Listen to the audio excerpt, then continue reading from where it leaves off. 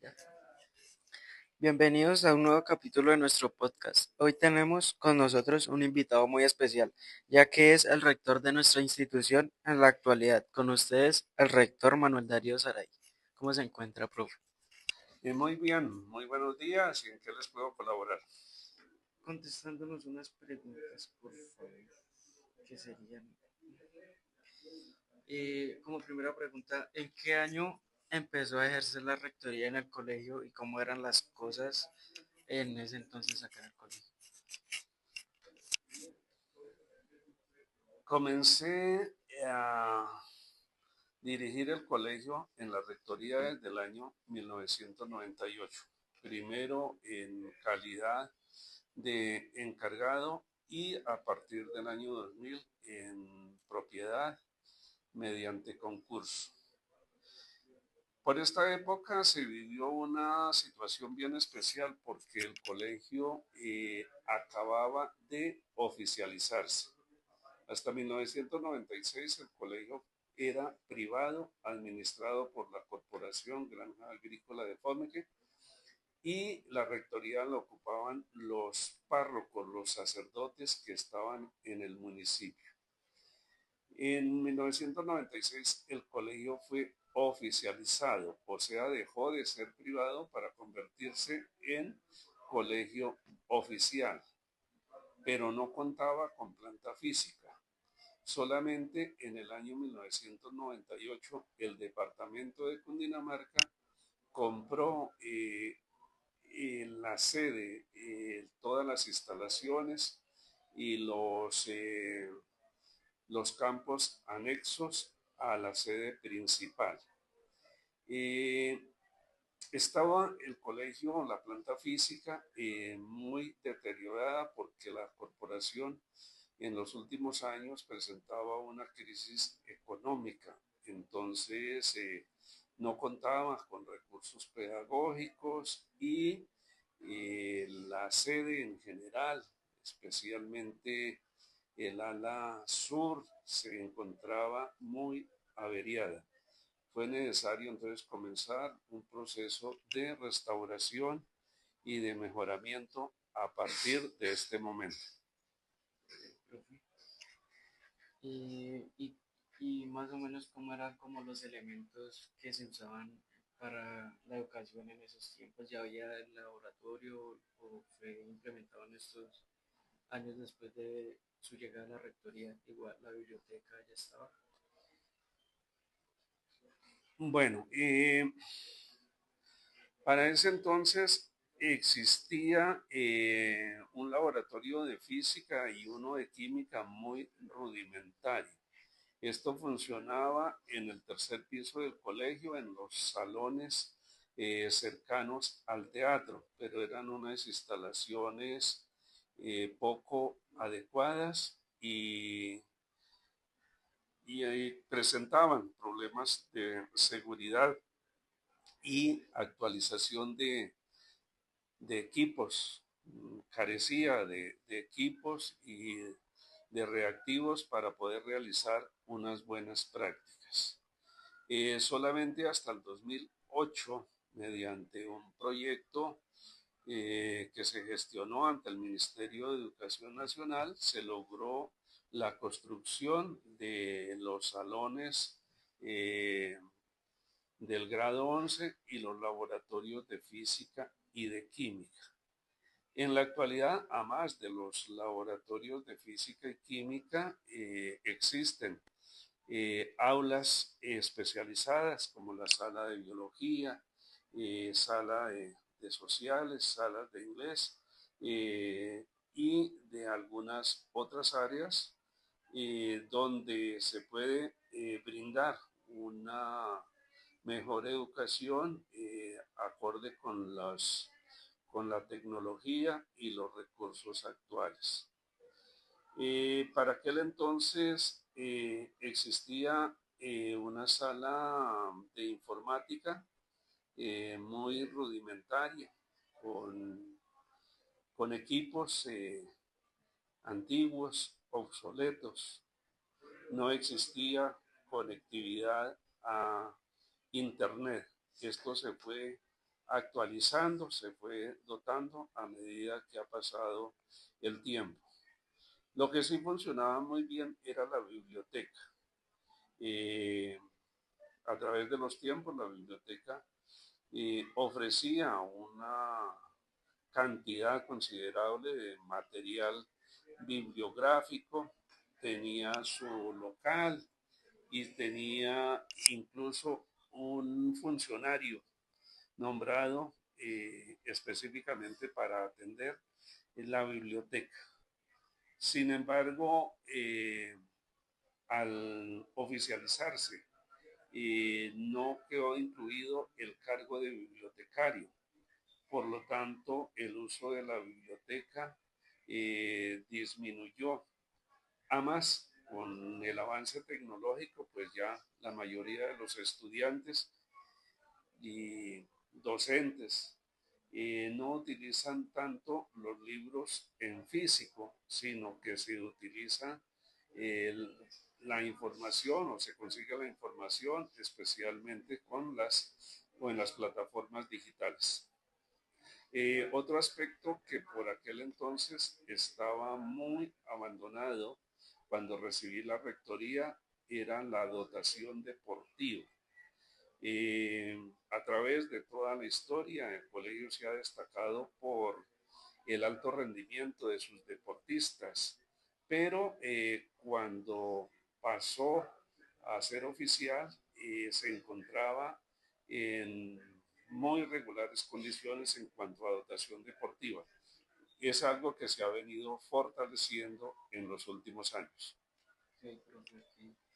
Y eh, por parte, digámoslo así, el manual de convivencia, en el tiempo que usted empezó a ejercer la rectoría, ¿qué reglas eran como más estrictas que ahora? O si han habido cambios en el manual de convivencia desde esos años hasta la actualidad. Desde la época de la fundación y el colegio, más que todo por ser de carácter privado, era administrado con una disciplina muy rigurosa. Entonces, por cualquier motivo, simplemente porque encontraban a un estudiante, por ejemplo, en una cantina, en un billar, por tener, o las parejas que conformaban noviazgos, por ese motivo eran expulsados inmediatamente a criterio del coordinador de convivencia y del rector. También se daba el caso del castigo físico. Entonces, en las primeras épocas del colegio, incluso hasta los años 70, era común que los profesores, los coordinadores, maltrataran físicamente a estudiantes, a patadas, a coscorrones, y por cualquier motivo entonces eran expulsados. Lógicamente con el apoyo y el aval de la familia, porque si un muchacho se quejaba ante los papás porque un profesor lo había castigado, recibía también la reprimenda por parte de los padres de familia. Se podría decir, y muchas personas añoran estas épocas, porque existía una disciplina muy rigurosa, muy exigente, entonces el comportamiento y el rendimiento académico, quizá por ese temor al castigo, pues eran muy buenos. Los estudiantes eran muy seleccionados y los resultados eran óptimos.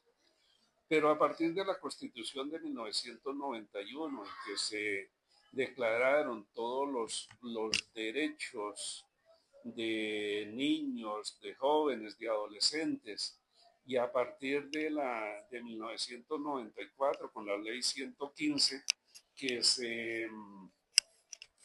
que instauró la conformación o la elaboración de un manual de convivencia en el cual priman sobre todo los derechos de los estudiantes, eh, la disciplina cambió por completo en los colegios y esto por favorecer, por respetar los derechos de los niños, en general de los menores de edad y de las familias. Entonces, ya los jóvenes de hoy en día, pues son conscientes de que son sujetos de derechos y se debe fortalecer su desarrollo integral y no se pueden tomar sanciones que vayan en contra de la dignidad humana. Eh, profe, una pregunta. ¿Usted cree que han habido cambios significativos desde que usted ejerció la rectoría acá en el colegio? Pues yo pienso que eso lo juzgue la comunidad, lo juzgue la historia. Personalmente creo que sí. En primer lugar, tengo que decir, y de eso dan fe algunos de los profesores más antiguos de la institución, cuando recibí la rectoría, la planta física estaba en un estado de abandono terrible. Prácticamente el edificio se estaba cayendo, derrumbando, porque no habían recursos para intervenirlo. Se ha hecho un trabajo muy consciente en el tiempo que he estado en la rectoría por el mantenimiento de la planta física. Este edificio, la sede principal de la institución, me parece que es una reliquia arquitectónica y que cuenta con unos espacios educativos que no lo tiene cualquier otro colegio. Sus campos deportivos, el teatro, los distintos escenarios son excepcionales. Se ha hecho un trabajo muy bueno en este sentido para conservar y para mejorar cada vez más la planta física. Considero también que si hemos tenido unos avances muy importantes en la utilización de las nuevas tecnologías, en el fortalecimiento del idioma extranjero, en la dotación de recursos para las diferentes áreas y sobre todo una cosa muy importante, se le está garantizando el acceso a la educación a todos los niños y jóvenes del municipio. Cuando quizá este colegio en épocas pasadas llegó a tener mayor prestigio, los estudiantes en su gran mayoría eran de otras regiones del país. Aquí había internado y llegaban muchas personas de otras partes, y lógicamente pagando una pensión alta. Entonces, eh, se ha avanzado en ese sentido. Otra de las cuestiones importantes de lo cual nos hace sentir orgullosos es el sostenimiento de las actividades artísticas, deportivas y culturales. Desde la fundación se ha caracterizado porque todos los estudiantes son deportistas, son artistas, son músicos y esto año tras año nos ha traído grandes satisfacciones en la participación de juegos intercolegiados y luego se vio esto fortalecido con las escuelas de formación del municipio, por lo cual hemos recibido muchos premios y reconocimientos por la parte artística y cultural. Bueno, profe, ¿cuál es el reconocimiento más grande que tiene la institución ahorita mismo? ¿Perdón? El reconocimiento más grande que ha ganado la institución ahorita, por así decirlo, en artes, en deportes o en algo. El reconocimiento. Tenemos en los últimos años unos reconocimientos importantes cuando, por ejemplo, el grupo de niñas de voleibol fueron campeonas nacionales en que el departamento reconoció la medalla Policarpa Salabarrieta y tenemos en el 2008 también que se obtuvo el premio Libertador al Gran Comendador por todo ese servicio prestado durante 60 años a la educación del municipio y del departamento. Ok. Profe, ¿usted extraña algo del colegio antiguo? ¿Cómo eran las costumbres? Así los estudiantes. Antiguamente existía un ambiente muy propicio para el avance académico. Entonces podía uno decir que un bachiller o un niño que solamente hiciera la básica primaria salía con unos conocimientos muy buenos, muy amplios para poder enfrentarse a la vida, al sector laboral o para continuar estudios superiores. La exigencia académica era muy alta y salían personas muy capaces. Y eso nos lo han demostrado algunos exalumnos que se desempeñan a nivel nacional como profesionales de mucho éxito.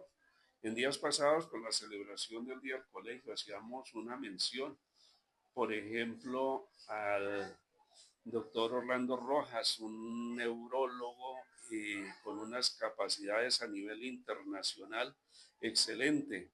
Hacíamos también mención a otro exalumno, Luis Herrera, que en la actualidad es magistrado de la Corte Suprema de Justicia, y de muchos otros profesionales en distintas áreas que salían muy bien capacitados.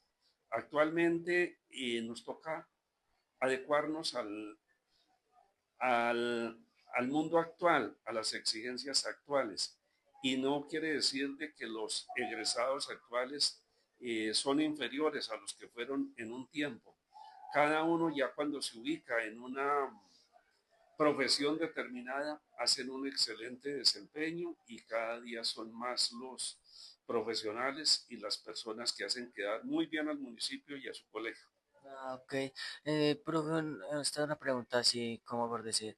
¿Usted cree que la educación ahorita mismo se está deteriorando por las tecnologías o el uso que le dan los estudiantes a ellas? No, no, lo que pasa es que toda época tiene sus cosas similar, pero ya superamos esa época en que creíamos que el celular, que los medios de comunicación actual eh, eran nocivos. Pienso personalmente y en eso estoy haciendo como esa campaña, esa concientización con los profesores de la institución para que aprovechemos adecuadamente todas estas nuevas tecnologías como herramientas de aprendizaje. Entonces, lo que pasa es que a pesar de que algunos docentes, y me incluyo entre ellos, que ya tengamos alguna edad, uno tiene que estar actualizándose en la utilización de diferentes plataformas digitales, en la utilización de la inteligencia artificial y de todos esos nuevos recursos que nos ofrece el mundo actual. Yo creo que con todos estos beneficios, la educación es mejorar, no empeorar. Pero usted podría decir que la tecnología acá en el colegio, cómo se ha implementado, cómo la han usado los estudiantes en sí, porque yo veo que muchos estudiantes en algunas clases no usan los dispositivos que tienen ahorita mismo para buscar información, sino que se distraen en otras cosas como en videojuegos o eso. El mal uso que le dan ellos podría tener un efecto en su vida o apenas salgan del colegio. Sí, vuelvo a repetir, quizá lo que hemos quedado un poco cortos somos los docentes. Los niños, los jóvenes de hoy, tienen muchas habilidades que de pronto no se promovían, no se potencializaban en el pasado. y es esa facilidad para el uso de dispositivos digitales y para conseguir información a través de estos medios. Nos toca es educar, educar para que se le dé un mejor uso a toda esta tecnología que es tan variada y que es tan abundante. Y ya llegará su época. Yo tengo ejemplos concretos de estudiantes que en el colegio eran eh, catalogados como vagos, como irresponsables, como personas que no les interesaba mucho los conocimientos que les impartían los profesores. Pero cuando ya tienen que enfrentarse por su propia cuenta al mundo, a la sociedad actual, a través de unos estudios superiores o a un trabajo, dan muy buen rendimiento. Esas son etapas y a medida que las personas van madurando, van reconociendo que tienen que seleccionar lo que les sirve y dejar a un lado lo que no aporta mucho a sus vidas. Mm, Profe, y ya como para terminar acá la entrevista, ¿qué consejo le daría a los estudiantes de la actualidad y a los que vienen comenzando este proceso de lo que es el bachillerato? Sobre todo que, que tengan claridad de lo que quieren hacer con sus vidas. Muchas personas pierden mucho tiempo o incluso fracasan porque no tienen claro qué quieren hacer con su propia vida, a dónde quieren llegar. Cuando no se tienen metas claras, precisas, se llega a cualquier parte. Cuando un niño desde la básica primaria tiene claro que quiere llegar a ser médico, que quiere llegar a ser militar, quiere llegar a ser aviador, entonces va a encaminar todos sus esfuerzos para llegar a esa meta. Cuando no se tienen metas, entonces se puede extraviar por cualquier lado. La otra cuestión importante es que uno es realmente persona cuando piensa en los demás, que mediante el, el egoísmo o el trabajo aislado, entonces no se puede avanzar. Y que lo más importante en la vida es ser unas personas excelentes, con buenas relaciones humanas y con unos valores y principios que los hace vida. Lo más importante de la persona no son los títulos, no es el dinero, no es el capital, sino es llegar a ser personas integrales y en eso es que insistimos mucho en el colegio.